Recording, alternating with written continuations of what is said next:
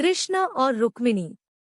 विदर्भ देश के राजा भीष्मक के 5 पुत्र और एक पुत्री थी। पुत्री का नाम रुक्मिणी था, जो समकालीन राजकुमारियों में सर्वाधिक सुंदर और सुशील थी। उससे विवाह करने के लिए अनेक राजा और राजकुमार आए दिन विदर्भ देश की राजधानी की यात्रा करते रहते थे।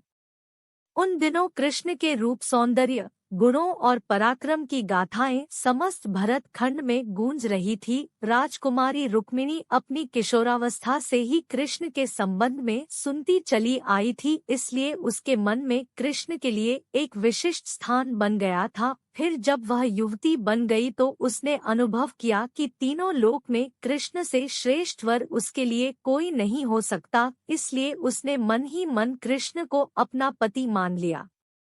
रुक्मिणी के पिता और माता भी चाहते थे कि उनकी पुत्री का विवाह कृष्ण के साथ हो, लेकिन रुक्मिणी के बड़े भाई रुक्मी की मित्रता शिशुपाल और जरासंध जैसे उन राजाओं के साथ थी जो कृष्ण को अपना सबसे बड़ा शत्रु मानते थे। उन राजाओं को कृष्ण के हाथों कई बार पराजय का सामना करना पड़ा था, फिर भी उनकी शत्रुता की आग बुझ नहीं पाई थी।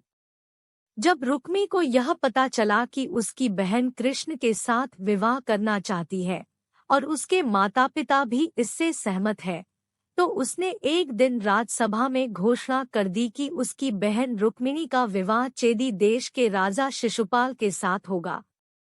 इस घोषणा के साथ ही उसने अपने पिता भीष्मक को धमकी दे डाली कि अगर उन्होंने उसकी घोषणा का विरोध किया तो वह उन्हें राज सिंहासन से हटाकर राज्य पर अधिकार कर लेगा और फिर जबरदस्ती रुक्मिणी का विवाह शिशुपाल के साथ कर देगा। राजा भीष्मक को अपने राज्य जाने की तो उतनी चिंता नहीं थी जितनी चिंता अपनी प्रजा के कल्याण की थी। वह अच्छी तरह जानते थे कि रुक्मी के राजा बनते ही राज्य की वही हालत हो जाएगी जो शिशुपाल और बाणसुर जैसे अत्याचारी और निरंकुश राजाओं के राज्य की है। यह सब सोचकर उन्होंने रुक्मी की घोषणा का विरोध नहीं किया। रुक्मी ने उसी समय कुल पुरोहित से विवाह की तिथि निश्चित कराई और शिशुपाल के पास संदेश भिजवा दिया कि वह अपने मित्र राजाओं को बारात में लेकर आए और राजकुमारी रुक्मिणी को विवाह कर ले जाए। जब रुक्मिणी को अपने बड़े भाई की इस करतूत का पता चला तो वह बहुत दुखी हुई। उसने मन ही मन कृष्ण को अपना पति मना लिया था और यह आर्य कन्याओं के धर्म के विरुद्ध था कि जिसे वह पति के रूप में वरण कर ले, उसके होते हुए किसी दूसरे व्यक्ति को अपना पति बनाए।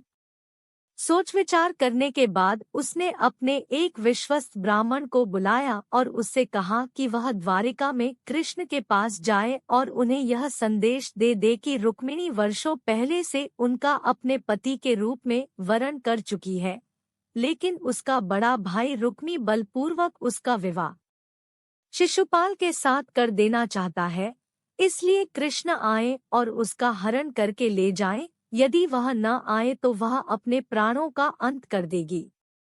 रुक्मिणी का संदेश लेकर ब्राह्मण उसी समय द्वारिका की ओर चल दिया और कुछ दिनों बाद द्वारिका में पहुंच गया। जब कृष्ण को उस ब्राह्मण द्वारा रुक्मिणी का संदेश मिला तो कृष्ण ने उसे वचन दे दिया कि भले ही शिशुपाल, जरासंध आदि राजाओं की विशाल सेनाओं से उन्हें भीषण युद्ध क्यों न करना पड़े, वह उसे उन सब के बीच से उठा लाएंगे। कृष्ण ने उसी समय अपने सारथी को रथ तैयार करने की आज्ञा दी और ब्राह्मण को साथ लेकर कुंडिनपुर की ओर चल पड़े।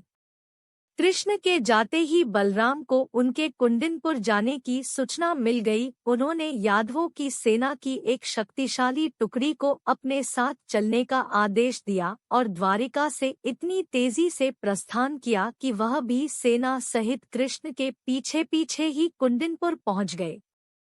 कृष्ण और बलराम के पहुंचने से पहले ही शिशुपाल अपने साथी राजाओं की विशाल सेनाओं के साथ कुंडिनपुर पहुंच चुका था। शिशुपाल के मित्र जरासंध, शाल्व, पौंड्रक, दंत, वकब और विदुरथ आदि अनेक राजाओं की कई अक्षौहिणी सेना बारात में सम्मिलित थी।